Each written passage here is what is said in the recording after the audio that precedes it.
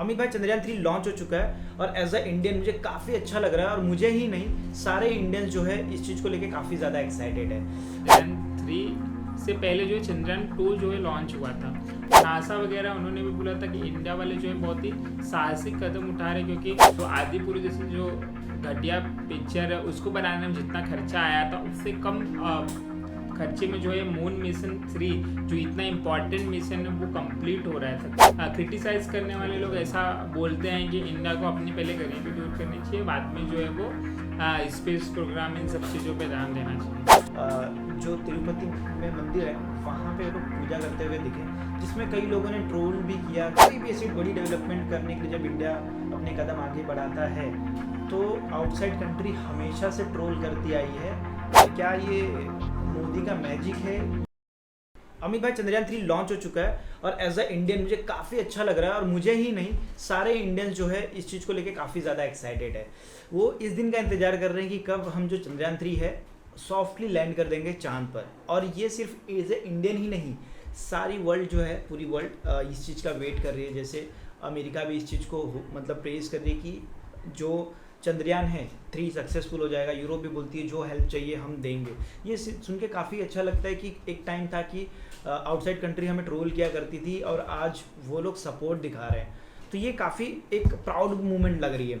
तो चंद्रयान 3 के बारे में आपका क्या मानना है? सबसे पहले तो मैं ये बोलना चाहूँगा कि जैसा आपने बोला कि तमाम इंडियन और आप जो है बहुत प्राउड फील कर रहे हैं, एक इंडियन होने के नाते मैं भी बहुत ज़्यादा प्राउड फील कर रहा हूँ कि हमारे इंडियन साइंटिस्ट जो थे उन्होंने चंद्रयान मून जो है वो मिशन लॉन्च किया, और आप ही की तरह मैं भी श्योर हूँ कि वो 100% जो है वो सक्सेसफुल हो जाएगा। मैं इस बार जो मैंने कुछ नया ट्रेंड देखा, वो ट्रेंड ये है कि जो पहले यंग लोग होते वो इन सब चीज़ों से दूर रहा करते थे, जैसे कि मून मिशन 1 जो लॉन्च हुआ था, या मून मिशन 2 लॉन्च हुआ था, या फिर जो राइट है। इवन तो आप जो बोल रहे हो ना, एक बात भी सही बोल रहे हो। अगर आप मुझे भी पूछोगे ना तो मैं चंद्रयान 1 हुआ है, अगर मैं ऐसा रिसर्च देखूं तो मैं अभी रिसर्च के बेस पे बता सकता हूँ।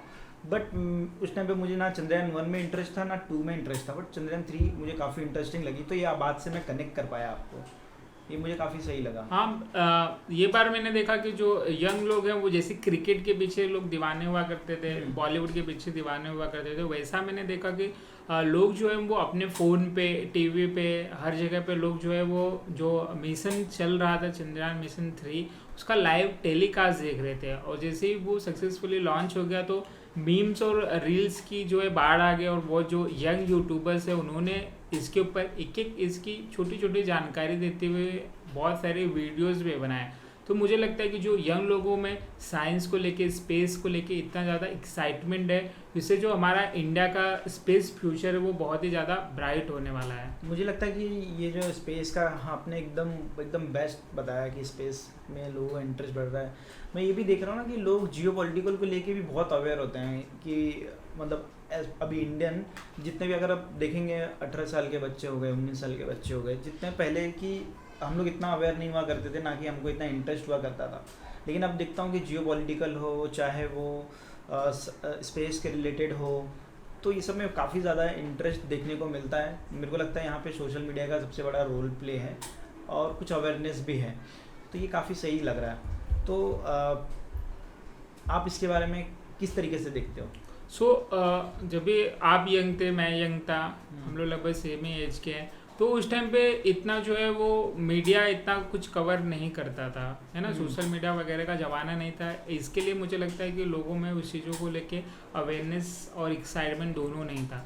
पर भी सोशल मीडिया के ज़माने में, और ख़ास करके जो यंग यूट्यूबर्स हैं, मीमर्स हैं, और जो ट्विटर पे जो लोग वर्क करते हैं, उन लोगों की वजह से ये जो है एक जैसे कि पॉप कल्चर हो जाता है ना। बॉलीवुड वगैरह जिस तरीके से फेमस है, उसी तरीके से साइंस भी जो एक हॉट टॉपिक बन गया है, बहुत ही एक्साइटिंग टॉपिक बन गया है, और लोग इसको मज़े ले रहे हैं, पूरा इंजॉय कर रहे हैं और एक्साइटमेंट के साथ में इसको देख रहे हैं, जो कि बहुत ही अच्छी बात है। तो एक्साइटमेंट के साथ में मुझे काफ़ी ज़्यादा एक्साइटमेंट है चंद्रयान 3 के बारे में जानने में, तो आप बताएंगे?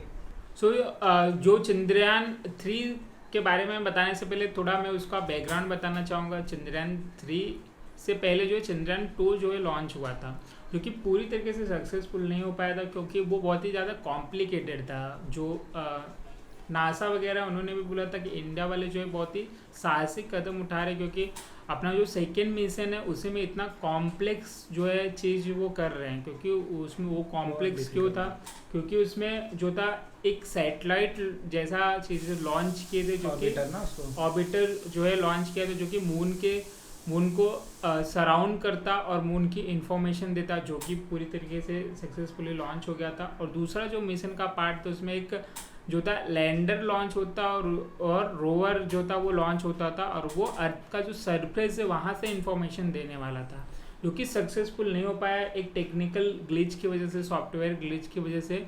जो रोवर था और जो लैंडर था प्रॉपर तरीके से लॉन्च नहीं हो पाया, तो उससे जो हमारे साइंटिस्ट थे उन्होंने उसको सीखा और समझा कि किस वजह से वो प्रॉब्लम हुई ये जो चैलेंजिंग जब से आपने बताया, मैं सॉरी आपको बीच में से टोक रहा हूँ, जो चैलेंजिंग था, ये सबसे बड़ा चैलेंज तो मुझे लगता है ये था कि जो साउथ पोल में जो है हम जो वाटर निरीक्षण के लिए भेज रहे थे, और वो काफ़ी ज़्यादा -230 डिग्री तक जाता है।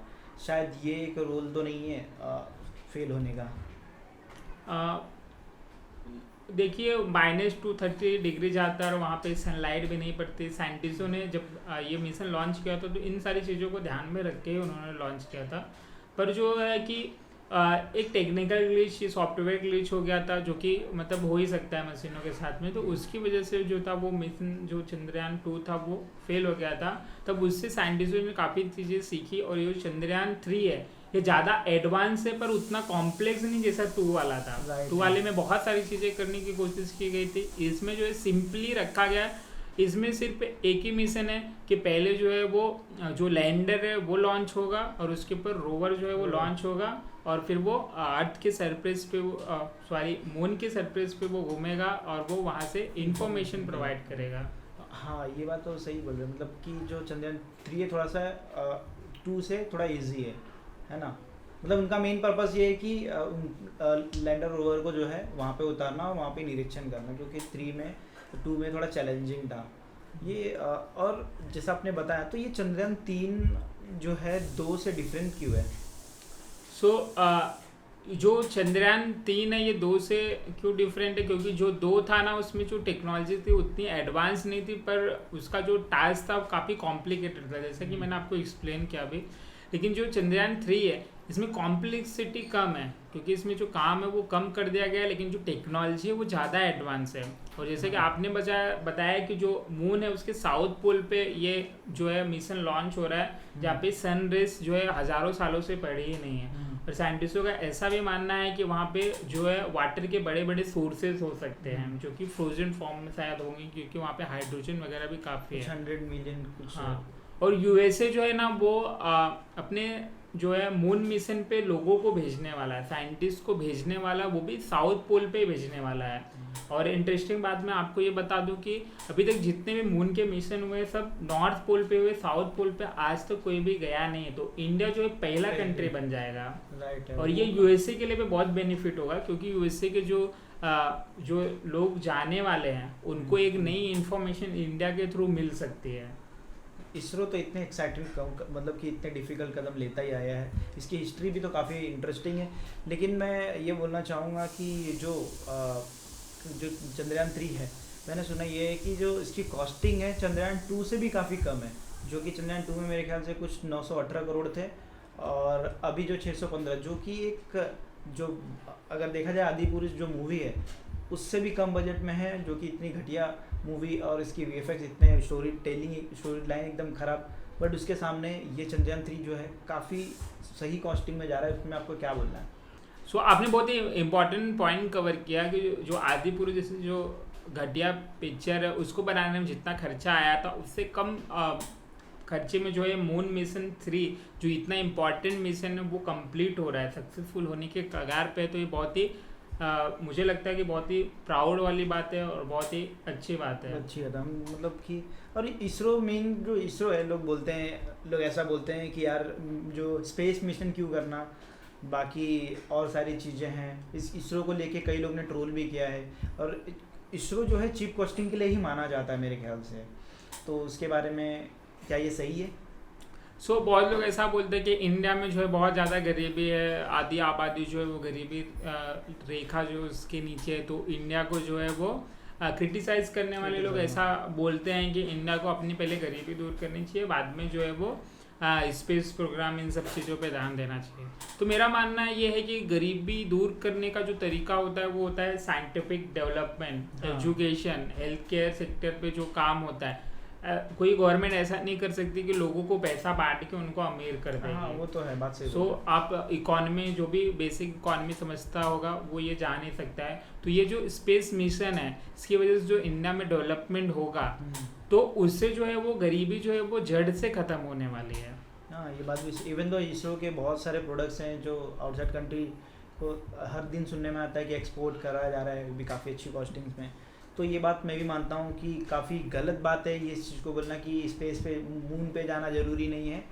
यहाँ की डेवलपमेंट बहुत ज़रूरी है। तो डेवलपमेंट भी मून से ही जुड़ा है, स्पेस से ही जुड़ा है, और सारी चीज़ें, क्योंकि ये सारी चीज़ें बहुत ज़रूरी तो है। साइंस भी ज़रूरी है, इकोनॉमी भी ज़रूरी है, हेल्थ भी। तो सब अपने अपने जगह पे रोल प्ले करते हैं। बट कोई भी अगर आप ऐसा बोलो कि स्पेस को बीच में लाएं तो मुझे नहीं लगता कि ये बात सही है। तो इस बात से मैं आपसे एग्री करता हूँ इस चीज़ को लेके। और आप लोग भी कमेंट करके बताना ऐसे लोग के लिए हम क्या कर सकते हैं।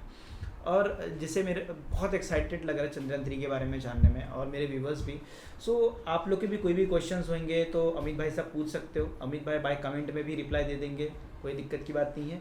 बट एक चीज़ और भी है कि जो चंद्रयान 3 जो था, मतलब अभी तो उसकी सक्सेस के, मतलब जब लॉन्च होने के पहले जो तिरुपति में मंदिर है वहाँ पे लोग पूजा करते हुए दिखे, जिसमें कई लोगों ने ट्रोल भी किया कि मतलब बहुत दुखी मन से बोलना पड़ रहा है कि चलो बाहर साइड वाले करे तो समझ में आता है, आउटसाइड कंट्री कर रहे हैं, बट कुछ इंडियन ऐसा करते हैं तो काफ़ी बुरा लगता है। उनका मानना ये है कि भगवान भरोसे साइंटिस्ट बनोगे तो मिशन फेल होगा ही।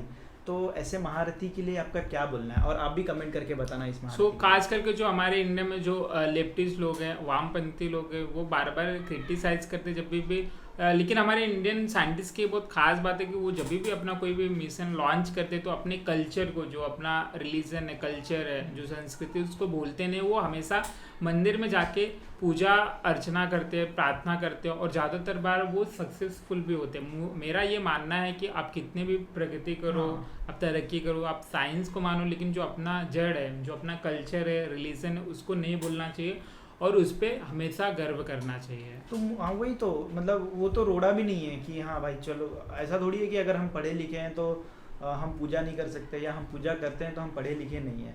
तो ये बहुत गलत बात है। हाँ, ये तो सबका अपना पर्सनल मानना है कि कौन सा रिलीजन को मानता है, पूजा करता है कि नहीं करता है। इसका मतलब कि कुछ भी लेना देना नहीं है। अपने कल्चर को, अपने रिलीजन को अप्रिशिएट करते हुए आगे बढ़ना चाहिए ना। मतलब ऐसा ट्रोल नहीं करना चाहिए कि जिससे चीज़ें एकदम खराब दिखे।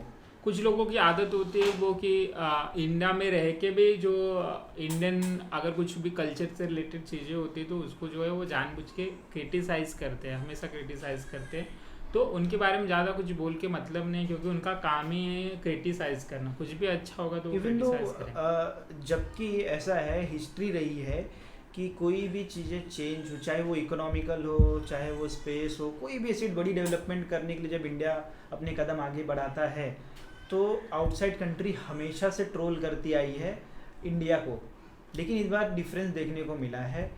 लेकिन इंडियन कुछ लोग हैं जो ट्रोल कर रहे हैं, तो मुझे काफ़ी बुरा। लेकिन ये चीज़ भी काफ़ी अच्छी लगी कि जो आउटसाइड कंट्री है, जो कभी ट्रोल किया करते थे, आज वो इसकी रिस्पेक्ट करते हैं।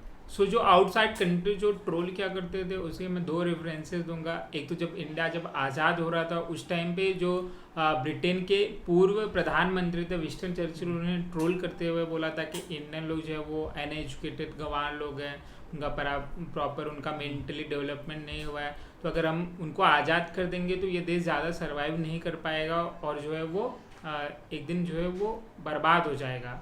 पर ऐसा कुछ हुआ नहीं, उल्टा उनका जो ब्रिटेन का प्राइम मिनिस्टर है वो ऋषि सुनक के भारतीय बन गए। आज देखा जाए तो 1947 से हम आज़ाद हुए, मतलब समझ लो कि कहीं ना कहीं हम बहुत लेट आज़ाद हुए।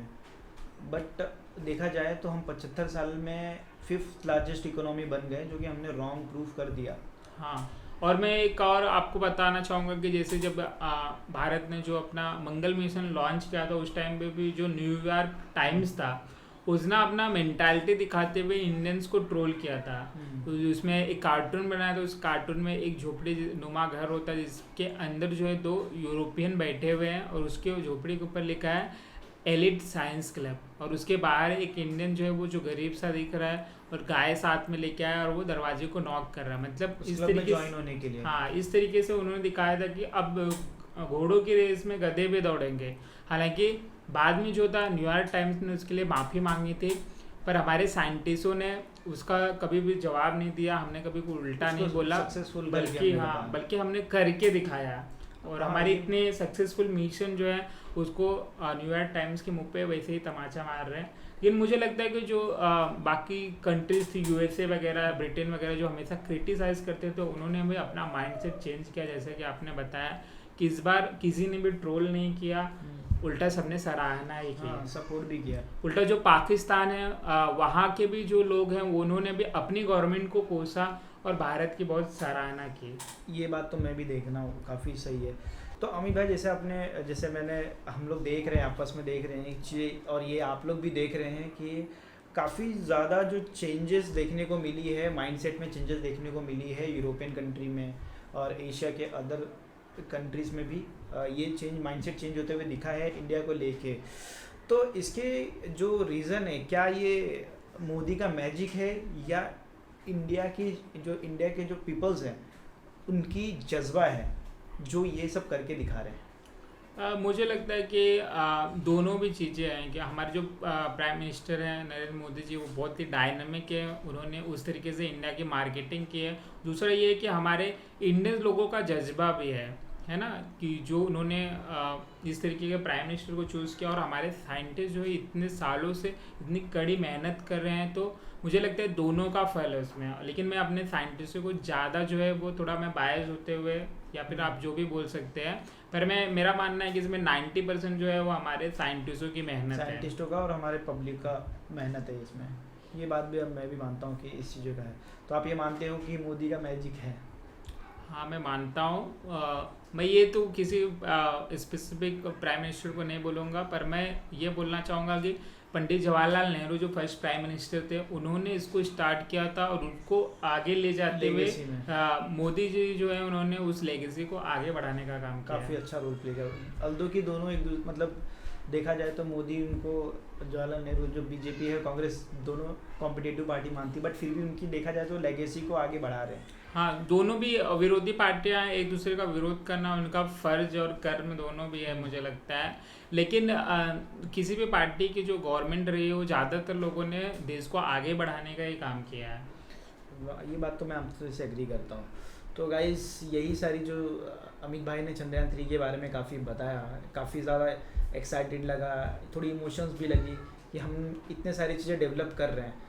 तो अगर आपको अमित भाई की बातें एकदम लॉजिकल लगी तो ज़रूर लाइक करना और वीडियो को ज़रूर सब्सक्राइब करना, बिकॉज ऑफ कि आपके सब्सक्राइब करने से हम भी मोटिवेट होते रहेंगे और ऐसी चीज़ें पे हम डिस्कस करते रहेंगे। बाकी आपकी क्या राय है, आप क्या सोचते हो, ज़रूर कमेंट करना, और कुछ महारथी के लिए तो पक्का कमेंट करना, ठीक है? तो यही सारे वीडियोस थे। तो हम आते हैं अगले कॉन्सेप्ट में अमित भाई के साथ में, कोई अच्छी नई डिस्कशन के साथ में। तो वीडियो को यहीं समाप्त करते हैं और मिलते हैं नेक्स्ट अच्छे वीडियो के साथ में। धन्यवाद।